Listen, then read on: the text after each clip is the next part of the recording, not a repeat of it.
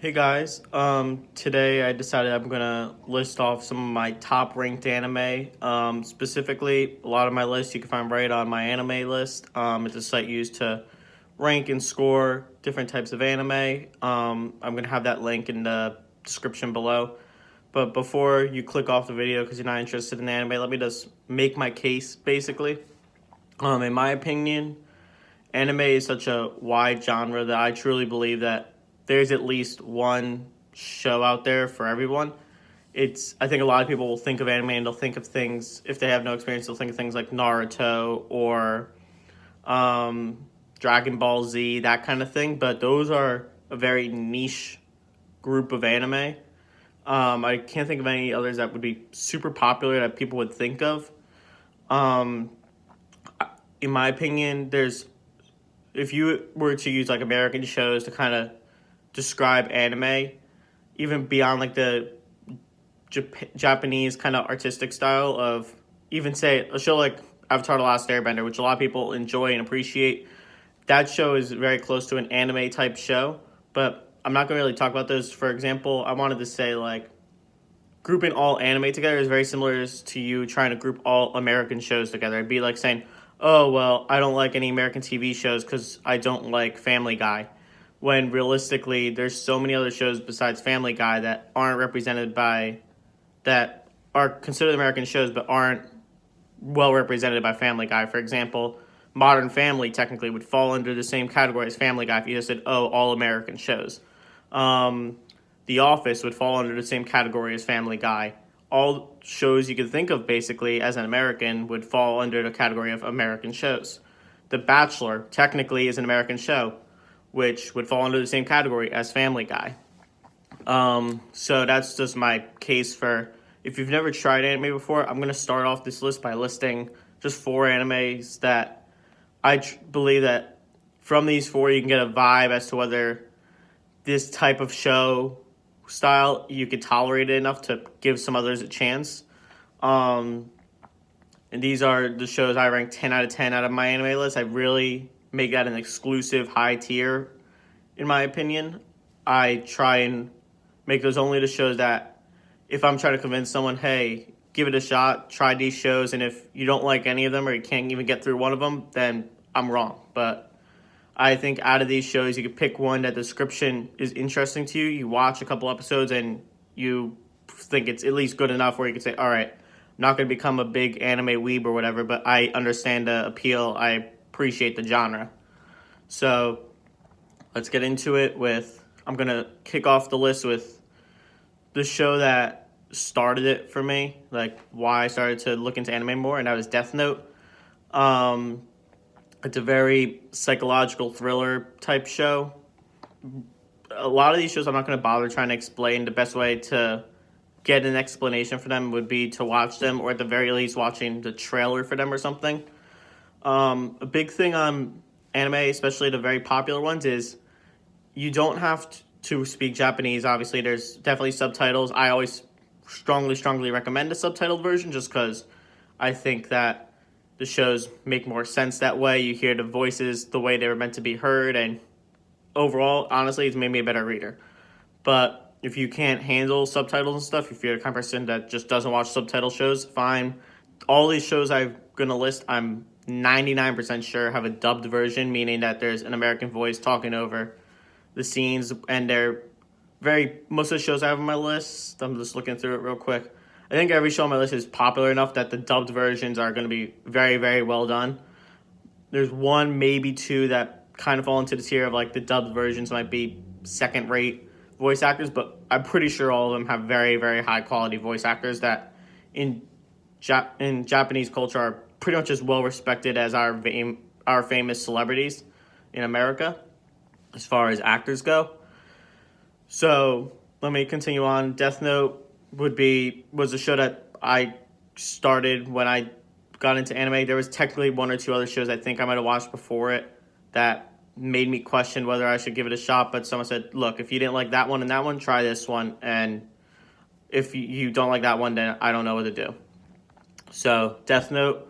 Second one is One Punch Man. If I had to say what my overall favorite anime is, it would probably be One Punch Man. These four are truly very like close to my heart as far as what I consider a very I'm trying to I'm trying to think of phrasing for a lot of these things just because one, I'm not used to talking about anime. It's one of those things to kind of keep a secret because of societal norms, whatever.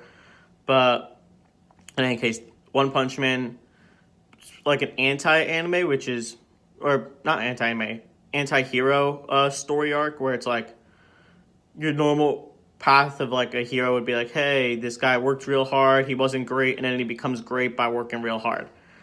The overall plot of One Punch Man is he started off fantastic. He doesn't realize how fantastic he is, and he is so overpowered that it's comical.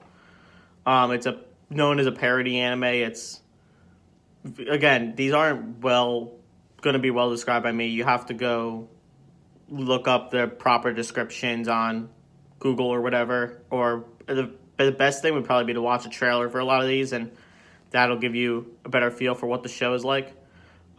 Just realizing I never did an actual description for Death Note besides saying what the genre is, but Death Note is pretty much about kid finds a journal where when he writes someone's name down, that person dies, and there's all kinds of other things that go along with that, but that's the general premise for the show.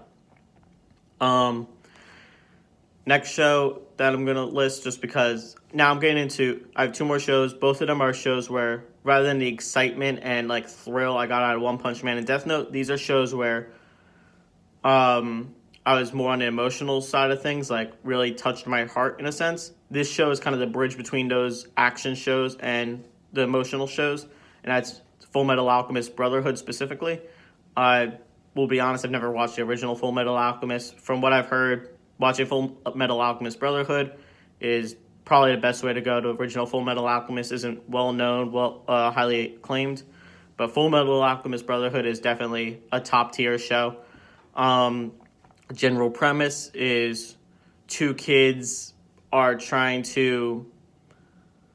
become masters of the science of alchemy, which is pretty much taking, sorry again for the poor descriptions, but taking the materials around them of basic elements and combining them to create things. So for example, this is more on the lines of like saying, oh, the way you make a tree is you take a bunch of dirt and sunlight and you mush it together with magical power and it becomes a tree. Something like that, but in a better sense.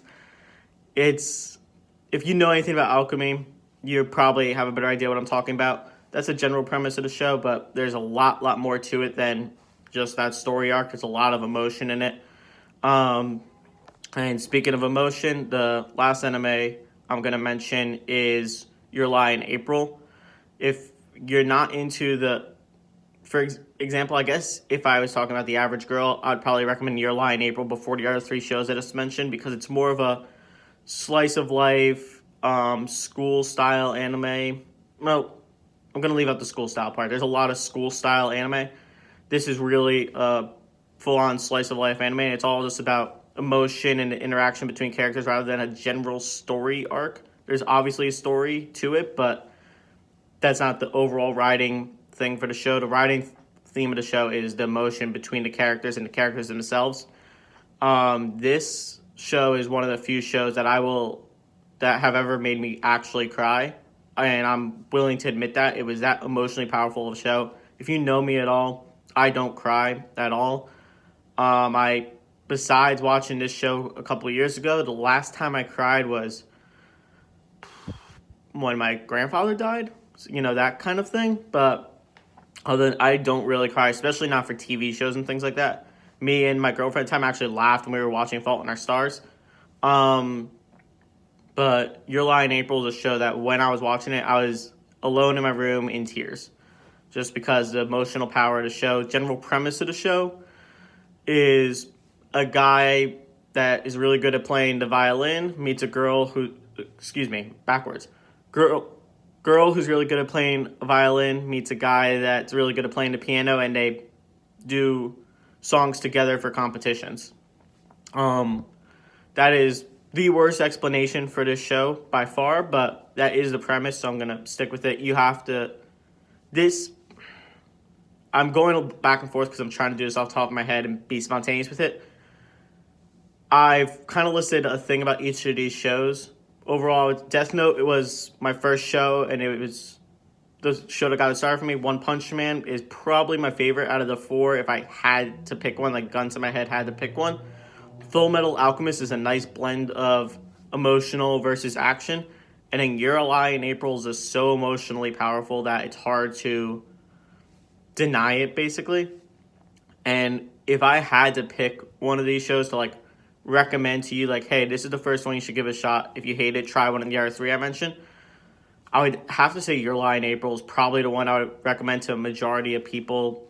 If you were really like a man's man and you like to see people fight and things like that, maybe then I would go for One Punch Man or Full Metal Alchemist or something like that. But it's hard. Your Lie in April was just something that I've never felt such emotion from a show.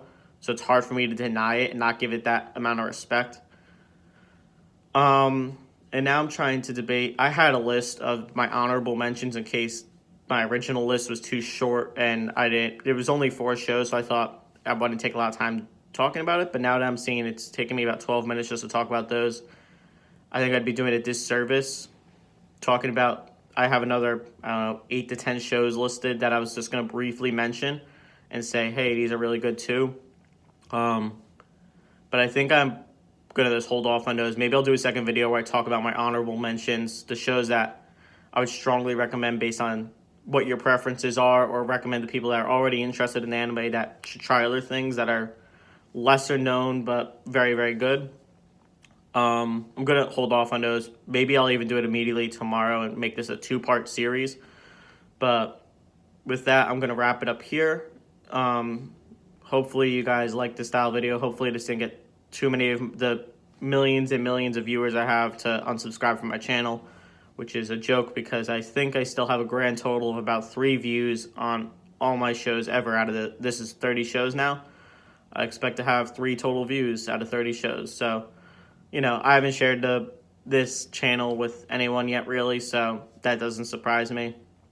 So yeah, maybe after I bury some of my darker shows with these random anime top tier lists, things will get better. One of the things I want to do in the future, I've just been lazy, honestly, is I wanted to start getting into more shows where I include visual aids, let's call it. For example, when I did this list, I was really debating not doing it just because I wanted to do some kind of tier listing, like those S tier, A tier, B tier, C tier type lists where you put the pictures like in the spots where they belong and all that. I think that would have been a better way to do this most likely, but in any case, I decided to do it this way because realistically, the shows that is listed would have been my S tier, and then I have another 8 to 10 shows that would have listed as A tier, and then to do the rest of them would just that would be an hour-long show for sure. But yeah, visual aids is something I want to get more into. I dabbled with it a little bit in my very early shows when I was going through like my weight loss app and things like that. But I don't know why I decided to ramble about the general ideas I've had for the show, but it was a nice filler for 2 minutes, and now I really should wrap things up so I could post this video in a decent amount of time. Thank you all for watching, and I'll see you all tomorrow.